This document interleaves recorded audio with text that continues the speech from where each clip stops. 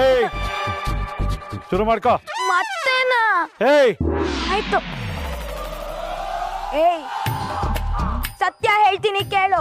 Friends ಜಾಸ್ತಿ ಇದ್ರೆ ಸೋಮಾರಿಗಳಾಗ್ತೀವಿ, ಅದೇ ಶತ್ರುಗಳಿದ್ರೆ ಅಲರ್ಟ್ ಆಗಿರ್ತೀವಿ. ನಾ ಯಾರ್ ಕಳ್ಸಿದ್ನ ಅವನ್ಗೆ ಹೋಗಿ ಹೇಳು. ನನ್ನ ಟಚ್ ಮಾಡ್ಬೇಕು ಅನ್ಕೊಳ್ಳೋದ್ರಲ್ಲಿ ತಪ್ಪೇ ಇಲ್ಲ, ನನ್ನ ಟಚ್ ಮಾಡ್ಬೋದು ಅನ್ಕೊಳ್ಳೋದಿದ್ಯಲ್ಲ ತಪ್ಪು,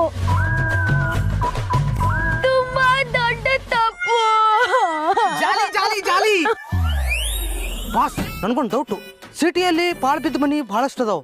ಸಿಟಿ ಬಿಟ್ಟು ಹೊರಗಡೆ ಬಂದ್ರ ಒಳ್ಳೊಳ್ಳೆ ಫಾರ್ಮ್ ಹೌಸ್ ಅದಾವ. ಅದನ್ನೆಲ್ಲ ಬಿಟ್ಟು ನಾವು ಇಲ್ಲಾಕ್ ಬಂದಿದೀವಿ?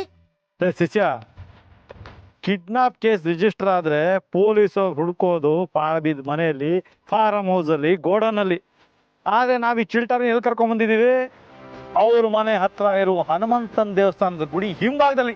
ಅವ್ರ ಅಪ್ಪಣೆ ಯಾರಿಗೂ ಸಿಗಲ್ಲ. ನಾವು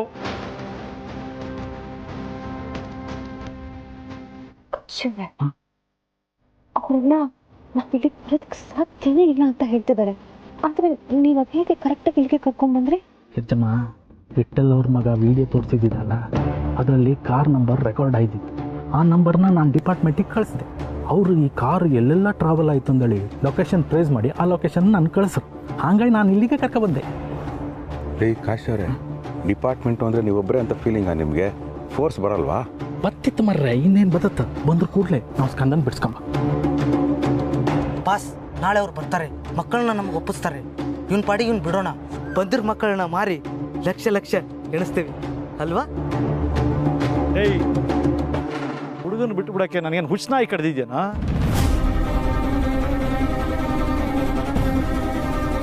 ಆ ಮಕ್ಳ ಜೊತೆ ಇವನು ಮಾರಿದ್ರೆ ಬರೋ ದುಡ್ಡು ಬರಲ್ವಾ? ನಾನು ಯಾಕೋ ಲಾಸ್ ಮಾಡ್ಕೊಳ್ಳಿ? ಅಂಕಲ್ ಪ್ಲೀಸ್ ನನ್ನ ಬಿಟ್ಬಿಡಿ ಅಂಕಲ್. ಮನೆಗೆ ಲೇಟ್ ಆಗೋದ್ರೆ ಅಪ್ಪ ಅಮ್ಮ ಬೈತಾರೆ ಅಂಕಲ್. ಅಪ್ಪ ಅಮ್ಮ ಬೈತಾರೆ ಅಂತ ಅದೆಷ್ಟು ಪ್ರಾಮಾಣಿಕವಾಗಿ ಹೇಳ್ತಾ ಇದ್ದಾನೆ ನೋಡ್ರಿ. ಎಷ್ಟೇ ಆಗಲಿ ನನ್ನ ಮಗ ಅಲ್ವಾ? ಅದೆಂಥ ಸಂದರ್ಭ ಬಂದರೂ ಪ್ರಾಮಾಣಿಕತೆ ಮಾತ್ರ ಬಿಡಲ್ಲ. ಕಾಶ್ ಅವರೇ, ಇನ್ನು ನನ್ನಿಂದ ತಡೆಯೋಕ್ಕಾಗಲ್ಲ. ಆ್ಯಕ್ಷನ್ ಅಂತ ಬಂದರೆ ಇಂಥ ಸಾವಿರ ವಿಲನ್ಗಳು ಬರಲಿ, ಎಲ್ಲರನ್ನೂ ಬಡಿಯೋ ತಾಕತ್ತು ನಿಮ್ಮ ಡಿಪಾರ್ಟ್ಮೆಂಟ್ ಅವ್ರಿಗಿದೆ. ಬೇಗ ಕರೆಸ್ರಿ, ಫೋನ್ ಮಾಡಿ. ಪತ್ರ ಮರ್ರೆ, ಹಂಗಲ್ಲ ಅರ್ಜೆಂಟ್ ಮಾಡೋಕೆ ಆಗ್ತಿಲ್ಲ. ಸುಮ್ಮನೆ ಕಣಿ ನೀವು. ಗುರು, ಹೊಟ್ಟೆ ಹಸ್ತಾ ಇದೆ, ತಿನ್ನಕ್ಕೆ ಏನ್ ತರಲಿ? ನಂಗೊಂದು ಪನ್ನೀರ್ ರೋಲು. ಚೆನ್ನಾಗಿರ್ತಾ? ಹ್ಞೂ. ಶಿಷ್ಯ, ನನ್ಗೊಂದು ನಿನ್ಗೊಂದು ತಗೊಂಬರ. ನಂಗೆ ಏಯ್, ನೀನ್ ಹೋಗಕ್ ಮುಂಚೆ ಇವನು ಬಾಯಿಗೆ ಬಟ್ಟೆ ತುರ್ಕಿ ಕೈ ಕಾಲು ಕಟ್ಟ, ಆಮೇಲೆ ತಗೊಂಬ ಹೋಗ.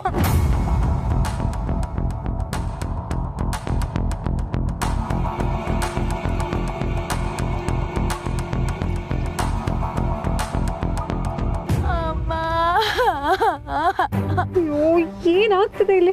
ಕಾಶಿವ್ರೆ, ಯಾಕೋ ತುಂಬಾ ಭಯ ಆಗ್ತದೆ. ಗಿರ್ಜಮ್ಮ, ಹೆದರ್ಕೊಂಡ್ಬೇಡಿ ಮರ್ರೆ, ಕಂದ ಸೇಫಾಗಿ ವಾಪಸ್ ಬತ್ತ. ಇನ್ನೇನು ನಮ್ಮ ಡಿಪಾರ್ಟ್ಮೆಂಟ್ ಅವ್ರು ಬರ್ತಾ ಇದ್ರು. ಆಗ್ಲಿಂದ ಬರ್ತಾರೆ ಬರ್ತಾರೆ ಅಂತ ಹೇಳ್ತಾನೆ ಇದ್ದೀರಾ? ಏನು ನಡ್ಕೊಂಡ್ ಬರ್ತಾ ಇದ್ದಾರೇನ್ರಿ? ಬತ್ರ ಮರ್ರೆ, ಬತ್ರ. ಯಾರೋ ಬರ್ತಾರೆ ಅಂತ ಕಾಯ್ಕೊಂಡಿರಕ್ಕಾಗಲ್ಲ. ಕಂದನ್ನ ನಾವೇ ಕಾಪಾಡಬೇಕು. ನಿಜ ಅಕ್ಕ, ಪೊಲೀಸರು ಬಂದು ಕಳ್ಳನ ಹೇಳ್ಕೊಂಡು ಹೋಗ್ಲಿ, ನಮ್ಮ ಮಗನ ನಾವೇ ಕಾಪಾಡೋಣ. ನಡಿ. ಅಯ್ಯೋ, ಕಾಶ್ ಅವರೇ, ಒಬ್ಬಳು ಜಾನ್ಸಿ ರಾಣಿ, ಇನ್ನೊಬ್ಳು ಒನ್ಕೆ ಒಬ್ಬವ. ನಾವು ಹೋಗ್ಲಿಲ್ಲ ಅಂದ್ರೆ ನಮ್ಮ ಬಗ್ಗೆ ಜನ ತಪ್ಪಾಗಿ ತಿಳ್ಕೊತಾರೆ. ನಡೀರಿ, ಬನ್ನಿ ಹೋಗ್ಪ. ಹೋಗ್ರಿ.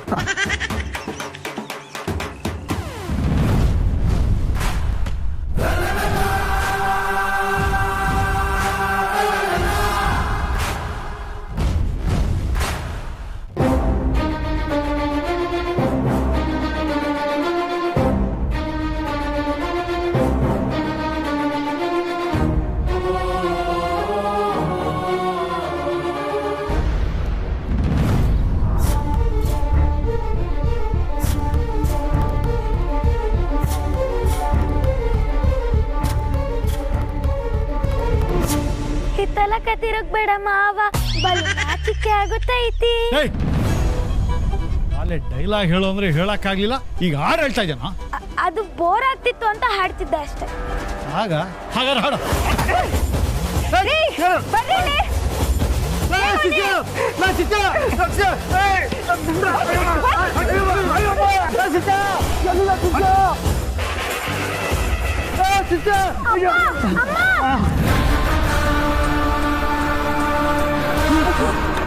ಅನ್ಸ್ಕಂದ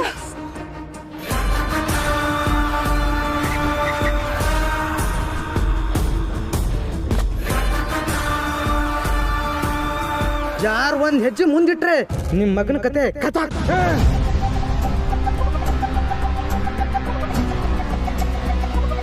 ನಿನ್ ತಮ್ಮ ಅಂತೀನಿ, ದಯವಿಟ್ಟು ನನ್ನ ಮಗನಿಗೆ ಏನು ಮಾಡ್ಬೇಡ. ನೋಡು, ನಾವು ಸಂಸ್ಕಾರವಂತರು, ಬ್ಲಡ್ ಎಲ್ಲ ನೋಡಿದ್ರೆ ತಲೆ ತಿರುಗಿ ಬಿದ್ದೋಗ್ಬಿಡ್ತೀವಿ. ನೋಡು, ನಿನ್ನ ಕೈ ಮುಗಿತೀನಿ, ದಯವಿಟ್ಟು ನನ್ನ ಮಗನ ಬಿಟ್ಬಿಡು. ಈ ಕಣಿ ಮರ್ರೆ, ನಾನು ಯೂನಿಫಾರ್ಮ್ ಹಾಕಿರ್ಬೋದು, ಆದರೆ ನಂದೊಂಥರ ಹೆಂಗರಳಿದ್ದಂಗೆ.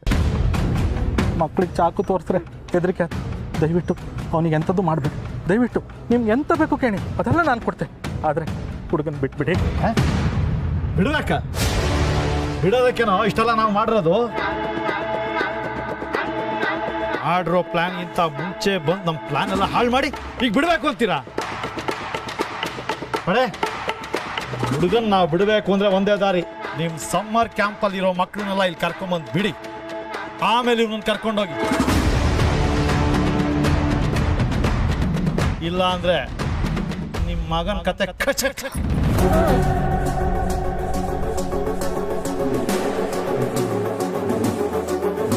ನಿಮ್ಮನ್ನ ದೇವತಾ ಮನುಷ್ಯ ಅನ್ಕೊಂಡಿದ್ದಕ್ಕೆ ನಮ್ಮನ್ನ ಈ ಸಮಸ್ಯೆಗೆ ತಂದು ನಿಲ್ಸಿದ್ದೀರಾ. ನಮಗೆ ಗೃಹಲಕ್ಷ್ಮಿ ಯೋಜನೆಯಲ್ಲಿ 2,000 ರೂಪಾಯಿ ಬರುತ್ತೆ, ಅದನ್ನ ನಿಮಗೆ ಕೊಟ್ಬಿಡ್ತೀವಿ. ಅದು ಸಲ್ಲಿಲ್ಲ ಅಂದ್ರೆ ಸೊಸೈಟಿಯಲ್ಲಿ ನಮಗೆ ದೋಸೆ ಇಡ್ಲಿ ಮಾಡೋದಕ್ಕೆ ಅಕ್ಕಿ ಕೊಡ್ತಾರೆ, ಅದನ್ನು ನಿಮಗೆ ಕೊಟ್ಬಿಡ್ತೀವಿ. ದಯವಿಟ್ಟು ಬಿಟ್ಬಿಡಿ ಸರ್. ಗೌರಿ, BPL ಕಾರ್ಡ್ನ ವಾಪಸ್ ಕೊಟ್ಬಿಟ್ಟಿದೀವಲ್ಲ, ಸೊಸೈಟಿಯಲ್ಲಿ ಅಕ್ಕಿ ಕೊಡಲ್ಲ. ಹೌದಲ್ವಾ? ನೋಡಿ, ಮಂಜಣ್ಣನ ಅಂಗಡಿಲಿ 10 kg ತೊಗರಿ ಬೇಳೆ ಬೆಳೆ ನಾನೇ ತಿರುಪಿ ಹತ್ತಕ್ಕೆ ಬಂದಿದ್ದೀವ ಇಲ್ಲಿ. ಶಿಷ್ಯ, ಇದಕ್ಕೆಲ್ಲ ಬಗೋದಿಲ್ಲ.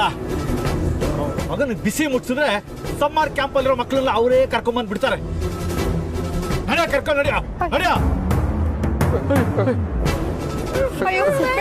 ಅಮ್ಮ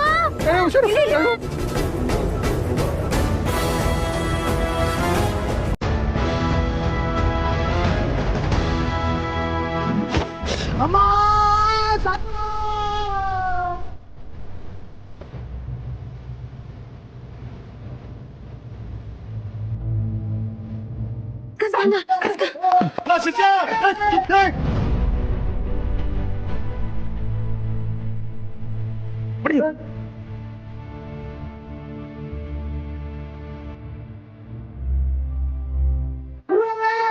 ಏಯ್, ಸಾಕು ನಿಲ್ಸ್ರೋ, ಸಾಕು ನಿಲ್ಸ್ರೋ.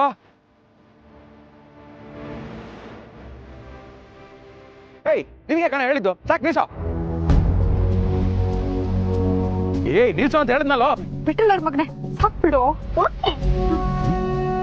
ನೋಡಿದ್ರ ಕಾಶಿ ಅವರೇ, ಈ ಮಕ್ಕಳನ್ನ ಒತ್ತೆ ಇಟ್ಟು ನನ್ನ ಮಗನ ಬಿಡಿಸ್ಕೊ ಅಂತ ಇವನು ಹೇಳಿದ್ದ. ಆದ್ರೆ ಈಗ ಈ ಮಕ್ಕಳೇ ನಮ್ಮ ಮಗನ್ನ ಕಾಪಾಡಿದ್ರು. ಮೊದಲು ಇವ್ರನ್ನ ಸ್ಟೇಷನ್ಗೆ ಕರ್ಕೊಂಡು ಹೋಗೋಣ. ಕಿರಿ, ನೀವು ಮಕ್ಕಳನ್ನ ಕರ್ಕೊಂಡು ಮನೆಗೆ ಹೋಗಿ ಬಿಡ್ರಪ್ಪ. ಐ ನಡಿ, ನಡಿ, ನಡಿ.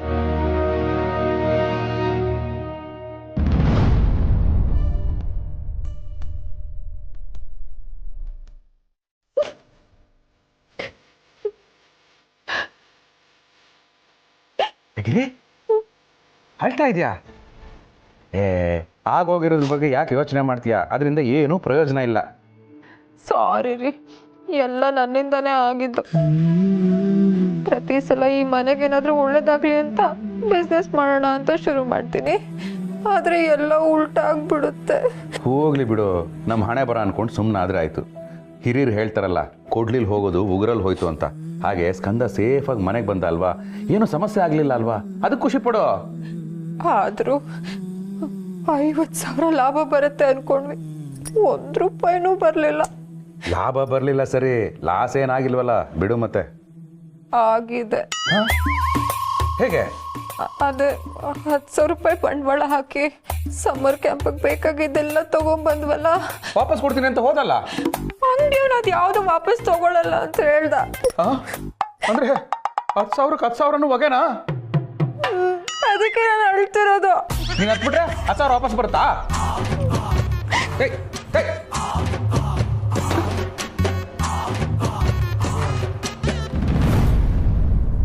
ಭಗವಂತ, ನ್ಯೂಸ್ ಪೇಪರ್ ಓದ್ತಾ ಇದೆಯಾ?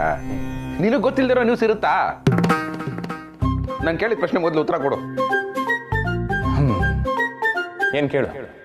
ಅಲ್ಲ, ಈ ಬಿಸ್ನೆಸ್ಸಲ್ಲಿ ಕೈ ಸುತ್ಕೋತಿ ಅಂತ ಮೊದಲೇ ಹೇಳಿದಿದ್ರೆ ನಾನು ಎಚ್ಚೆತ್ಕೊಳ್ತಾ ಇರಲಿಲ್ವಾ?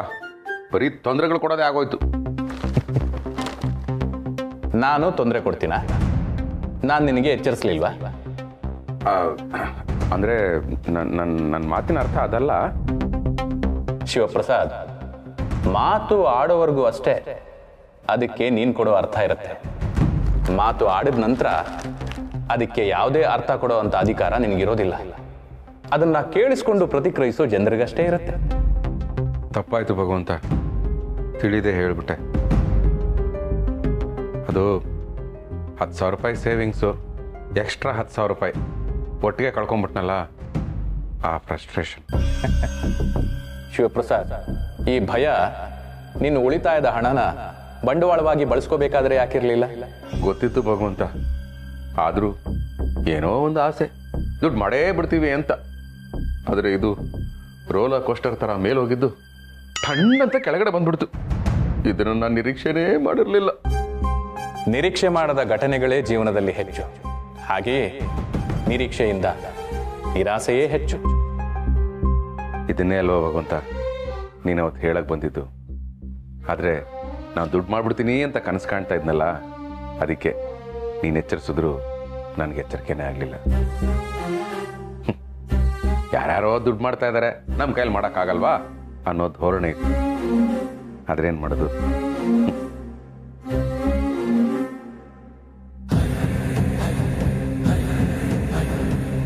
ಶಿವಪ್ರಸಾದ್, ಅಲ್ಲಿರೋದು ಬರಹ ಅಲ್ಲ, ಮೂಳೆ ಮಾಂಸ ರಕ್ತನಾಳಗಳಷ್ಟೇ.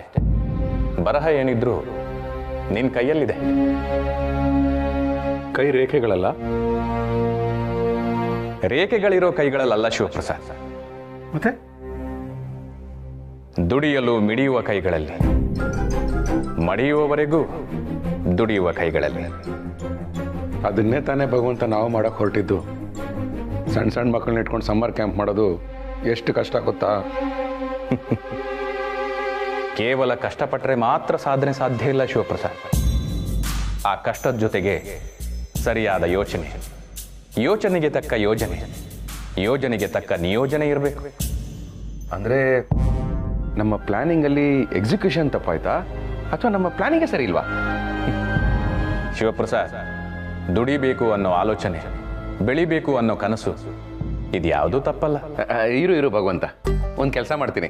ಇಲ್ಲಿ ಒಂದು ಅಡ್ಗೋಡೆ ಕಟ್ಸ್ಬಿಡ್ತೀನಿ, ಬಂದಾಗೆಲ್ಲ ದೀಪ ಇಟ್ಬಿಡು. ಯಾಕೆ? ಮತ್ತಿನ್ನೇನು ಭಗವಂತ, ಏನೇ ಕೇಳಿದ್ರು ಅಡ್ಗೋಡೆ ಮೇಲೆ ದೀಪ ಇಡೋ ಥರ ಉತ್ತರ ಕೊಡ್ತೀಯ. ಅಲ್ಲ, ನಾವು ಎಲ್ಲಿ ಇಡ್ಬಿದ್ವಿ ಅಂತ ಡೈರೆಕ್ಟಾಗಿ ಹೇಳ್ಬಾರ್ದಾ? ತಿದ್ಕೊಳ್ತೀವಿ. ಗುಬ್ಬಿ ಹಾರೋ ಎತ್ತರಕ್ಕೂ ಗರುಡ ಹಾರೋ ಎತ್ತರಕ್ಕೂ ವ್ಯತ್ಯಾಸ ಇದೆ ಶಿವಪ್ರಸಾದ್. ಅಂದ್ರೆ ಏನ್ ನಿನ್ ಮಾತಿನ ಅರ್ಥ? ಗುಬ್ಬಿ ಗರುಡದ ಮಟ್ಟಿಗೆ ಹಾರಬೇಕು ಅನ್ನೋ ಕನಸು ಕಾಣಬಾರ್ದು ಅಂತನಾ? ಇರೋ ಸತ್ಯನ ಒಪ್ಕೊಳ್ಳೋದಕ್ಕೆ ಹಿಂದೇಟು ಯಾಕೆ? ಸತ್ಯವನ್ನ ಒಪ್ಕೊಳ್ಳೋದಕ್ಕೆ ಹಿಂದೇಟು ಹಾಕಬಾರ್ದು. ನಮ್ಮ ಸಾಮರ್ಥ್ಯವನ್ನು ಅರಿತು ಸತ್ಯವನ್ನ ಒಪ್ಕೊಂಡು ಧೈರ್ಯವಾಗಿ ಮುನ್ನುಗ್ಗೋದೇ ಸಾಧನೆಯ ಮೊದಲನೇ ಹೆಜ್ಜೆ. ಗುಬ್ಬಿ ಎತ್ತರಕ್ಕೆ ಹಾರಬೇಕು ಎಂದು ಕನಸು ಕಾಣೋದ್ರಲ್ಲಿ ತಪ್ಪಿಲ್ಲ. ಆದರೆ ಗರುಡ ಪಕ್ಷಿಗಿಂತಲೂ ಎತ್ತರಕ್ಕೆ ಹಾರಬೇಕು ಎಂದು ಕನಸು ಕಾಣೋದು ಸ್ವಾಭಾವಿಕವಾಗಿ ಸಾಧ್ಯವಾಗದ ಮಾತು. ಆದರೆ ಅದೇ ಗುಬ್ಬಿ ಇನ್ನೊಂದು ಗುಬ್ಬಿಗಿಂತ ಎತ್ತರಕ್ಕೆ ಹಾರಬೇಕು ಎಂದು ಕನಸು ಕಾಣೋದ್ರಲ್ಲಿ ಅರ್ಥ ಇದೆ. ಹಾಗೆಯೇ ನೀವುಗಳು ನಿಮ್ಮ ಅಕ್ಕಪಕ್ಕದವರಿಗಿಂತಲೂ, ಸ್ನೇಹಿತರಿಗಿಂತಲೂ, ಶತ್ರುಗಳಿಗಿಂತಲೂ ಎತ್ತರಕ್ಕೆ ಬೆಳೆಯಬೇಕು ಎಂದು ಕನಸು ಕಾಣುವುದು ಸಹಜವೇ. ಸಾಧಿಸಿರುವ ವ್ಯಕ್ತಿಗಳ ಸಾಧನೆಯನ್ನಷ್ಟೇ ನೋಡಿ ಕನಸು ಕಟ್ಟಿಕೊಂಡು ಮುಂದುವರಿಯುವುದಕ್ಕಿಂತಲೂ ಸಾಧನೆಯ ಹಿಂದೆ ಇರುವ ಶ್ರಮವನ್ನು ನೋಡಿ ನಿಮ್ಮ ಕನಸಿನ ವಿನ್ಯಾಸವನ್ನು ಬದಲಾಯಿಸಿಕೊಂಡಾಗ ಮಾತ್ರ ನೀವು ಸಾಧನೆಯನ್ನು ಮಾಡೋದಿಕ್ಕೆ ಸಾಧ್ಯ. ಅರ್ಥ ಆಯ್ತು ಭಗವಂತ. ಯಾರ್ಯಾರೋ ದುಡಿತಾ ಇದ್ದಾರೆ, ಅವ್ರ ಹಾಗೆ ನಾವು ದುಡಿಬೋದಲ್ಲ ಅಂತ ಈ ಸಮ್ಮರ್ ಕ್ಯಾಂಪ್ ಸ್ಟಾರ್ಟ್ ಮಾಡಿದ್ವಿ. ಆದರೆ ಗ್ರೌಂಡ್ ಲೆವೆಲಲ್ಲಿ ಏನೆಲ್ಲ ಸಮಸ್ಯೆಗಳು ಬರುತ್ತೆ, ಎಷ್ಟೆಲ್ಲ ಕಷ್ಟಗಳು ಎದುರಾಗುತ್ತೆ ಅಂತ ನಾವು ಯೋಚನೆನೇ ಮಾಡಲಿಲ್ಲ. ಶಿವಪ್ರಸಾದ್, ನೀನು ಒಪ್ಪಿಕೊಂಡಂತೆ ಎಲ್ಲರೂ ಒಪ್ಪಿಕೊಳ್ಳಬೇಕು. ಇನ್ನೊಬ್ಬರನ್ನು ನೋಡಿ ನಮಗೇಕೆ ಇಂಥ ಬಾಳಿಲ್ಲ, ಬದುಕಿಲ್ಲ ಎಂದು ಕೊರಗಬಾರದು. ಏಕೆಂದರೆ ಇನ್ನೊಬ್ಬರ ಜೀವನದಲ್ಲಿ ಸಾಧನೆಯ ಪುಟ ಯಾವ ಅಧ್ಯಾಯದಲ್ಲಿ ಶುರುವಾಗಿರುತ್ತದೆ ಎಂದು ತಿಳಿಯದೆ ನಿಮ್ಮ ಜೀವನದ ಮೊದಲ ಅಧ್ಯಾಯದಲ್ಲೇ ಯಶಸ್ಸು ಸಿಗಬೇಕು ಎಂದು ಬಯಸುತ್ತಾ ಕುಳಿತರೆ ಕುಳಿತಲ್ಲೇ ಕೂರಬೇಕು. ಜಗತ್ತು ನಿಮ್ಮನ್ನು ದಾಟಿ ಮುಂದೆ ಹೋಗಿರುತ್ತೆ.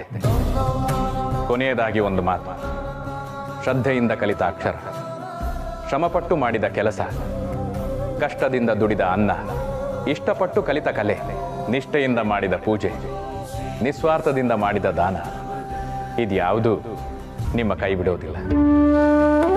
ಪ್ರಶ್ನೆ ಇರಲು ಸಾವಿರ ಕೊಡಲು ಬರುವೆಯ ಉತ್ತರ.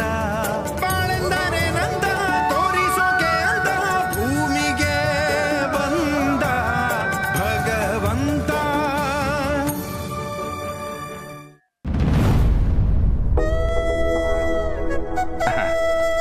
ಹೇ ದಟ್ ಮೈ ಸನ್, ಎಸ್ ತಗೋ ಇದನ್ನ. ಏನು ಏನಿದು ಅಂತ ಕೇಳ್ತಾ ಇದೆಯಾ? Eye drops. ನನಗೆ ಯಾಕೆ ಕೊಟ್ಟೆ ಅಂತ ಕೇಳ್ತಾ ಇದೆಯಾ? ಇದು ನಿನಗಲ್ಲ, ನನಗೆ. ಮತ್ ನಿನಗೆ ಯಾಕೆ ಕೊಟ್ಟೆ ಅಂತಾನೂ ಕೇಳಬೇಡ, ಯಾಕೆಂದ್ರೆ ಇದನ್ನ ಚಂದ್ರು ಮೆಡಿಕಲ್ಸ್ ತಗೊಂಡೋಗಿ ಕೊಡು.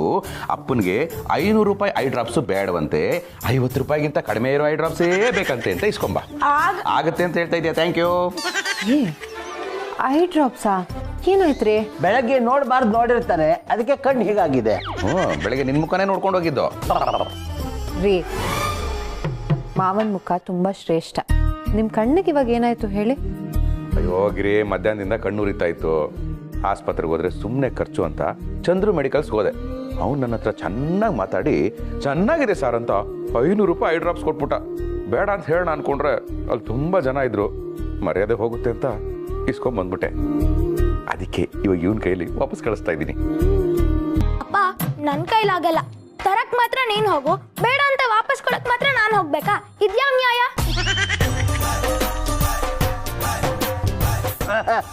ತಂದೆಗೆ ತಕ್ಕ ಮಗ. ನಾನು ಅಷ್ಟೇ, ತಂದೆಗೆ ತಕ್ಕ ಮಗ. ನಾನು ಚಿಕ್ಕ ವಯಸ್ಸಲ್ಲಿ ಇರ್ಬೇಕಾದ್ರೆ ನೀನು ಎಣ್ಣೆಲಿ ಕರೆದಿರೋ ಬಜ್ಜಿ ಬೋಂಡ ತರ್ತಾ ಇದ್ದೆ. 2 ಬಜ್ಜಿ ತಿಂದ್ಬಿಟ್ಟು, ಲೋ ಶಿವು, ಇದ್ರ ಎಣ್ಣೆ ತುಂಬಾ ಜಾಸ್ತಿ ಆಯ್ತು, ವಾಪಸ್ ಕೊಟ್ಬಾರೋ ಅಂತ ಹೇಳ್ತಾ ಇದ್ದೆ. ನಾನು ಅಂಗಡಿಯವ್ರ ಹತ್ರ ಹೋಗಿ, ಸಾರ್ ಇದ್ರ ಎಣ್ಣೆ ತುಂಬಾ ಇದೆ ಅಂತ ಹೇಳಿದಾಗ ಅವ್ರು ಏನ್ ಹೇಳ್ತಾ ಇದ್ರು ಗೊತ್ತಾ? ಏನ್ ಹೇಳ್ತಾ ಇದ್ರು? ಎಣ್ಣೆಲಿ ಕರೆದಿರೋ ಬಜ್ಜಿಲಿ ಎಣ್ಣೆ ಇಲ್ದಿ ಬೆಣ್ಣೆ ಇರ್ತಾ ಅಂತ ಮಕ್ಕುಗಿತಾ ಇದ್ರು. ನಾನು ಮನೆವರೆಗೂ ಒರೆಸ್ಕೊಂಡು ಬರ್ತಾ ಇದ್ದೆ. ಈಗ ಅದೇ ಪರಂಪರೆನ ನಾನು ಫಾಲೋ ಮಾಡ್ತಾ ಇದ್ದೀನಿ. That's all your honour. ಏಯ್, ನಾನು ಹೇಳ್ತಾ ಇದ್ದೀನಿ, ನೀನು ಐ ಡ್ರಾಪ್ಸ್ ತರ್ಬೇಕು ಅಷ್ಟೇ. ಹೋಗ ಅಧಿಕ ಪ್ರಸಂಗಿ. ಅಮ್ಮ ನೋಡಮ್ಮ ಅಪ್ಪನ್ನ. ಮದ್ವೆ ಆದಾಗ್ಲಿಂದ ನೋಡ್ತಾನೆ ಇದೀನಿ ಬಿಡೋ. ಯಾವಾಗ್ಲೂ ಆಗಲ್ಲ ಇಲ್ಲ ಅನ್ನೋದ್ ಬಿಟ್ಟು ನಿಮ್ಮಪ್ಪ ಬೇರೆ ಏನಾದ್ರು ಹೇಳ್ತಾರಾ? ಹೋಗ್ ಐ ಡ್ರಾಪ್ಸ್ ತಗೊಂಬ ಹೋಗ್.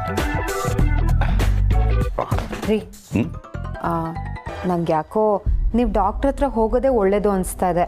ಅಥವಾ ಆ 500 ರೂಪಾಯಿ ಡ್ರಾಪ್ಸೇ ಹಾಕೊಳ್ಳಿ, ಕ್ವಾಲಿಟಿನಾದ್ರೂ ಚೆನ್ನಾಗಿರುತ್ತೆ. ನನ್ನ ಮಾತು ಕೇಳ್ರಿ. ಅವನೆಲ್ಲಮ್ಮ ನಿನ್ನ ಮಾತು ಕೇಳ್ತಾನೆ, ಎಲ್ಲ ಅವರಮ್ಮನ ಹಾಗೆ. ನೀನು ನಮ್ಮಮ್ಮನ ಮಾತು ಕೇಳ್ತಾ ಇರ್ಲಿಲ್ಲ, ಅದಕ್ಕೆ ನಾನು ಸ್ಕಂದ ಅವರಮ್ಮನ ಮಾತು ಕೇಳಲ್ಲ. ಓಕೆ ಗಿರಿ, ತಲೆ ಕೆಡಿಸ್ಕೋಬೇಡ. ಡಸ್ಟ್ ಅಲರ್ಜಿ ಆಗಿರಬೇಕು, ಇಲ್ಲ ಯಾವಾಗಲೂ ಕಂಪ್ಯೂಟರ್ ಮುಂದೆ ಕೆಲಸ ಮಾಡ್ತಿರ್ತೀನಲ್ಲ, ಅದಕ್ಕೆ ಹೀಗಾಗಿದೆ ಅನ್ಸುತ್ತೆ. ಆ ಒಂಥರ ಚೀಪ್ ಆ್ಯಂಡ್ ಬೆಸ್ಟ್ ಐ ಡ್ರಾಪ್ಸ್ನ ರೂಮಲ್ಲಿ ಇರ್ತೀನಿ, ತಂದು ಹಾಕು. ವಯಸ್ಸಾಗಿರೋ ನಾನೇ ಕಣ್ಣಿಗೆ ಪೊರೆ ಬಂತು ಅಂತ ಒಂದಿನ ಐ ಡ್ರಾಪ್ ಹಾಕೊಂಡಿಲ್ಲ. ಈಗಿನ ಕಾಲ ಹುಡುಗರು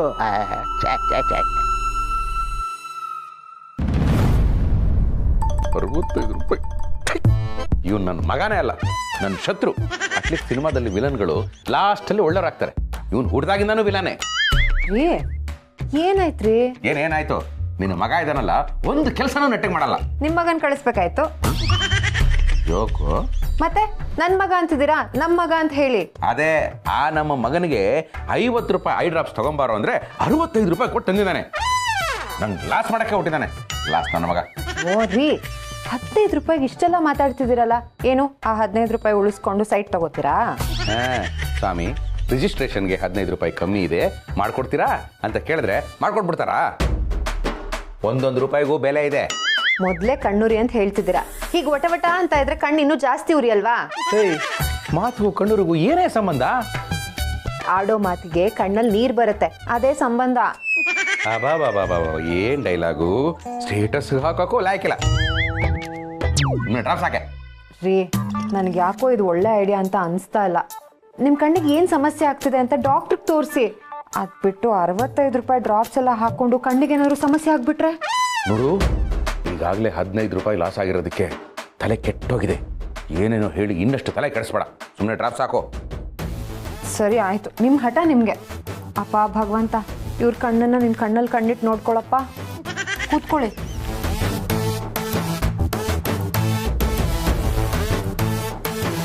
ಡ್ರಾಪ್ಸ್ ಕಣ್ಗೆ ಹಾಕ್ಲಾ ಬಾಯ್ಗೆ ಹಾಕ್ಲಾ? ಬಾಯಿ ಮುಚ್ಕೊಂಡು ಕಣ್ಣಿಗೆ ಹಾಕು.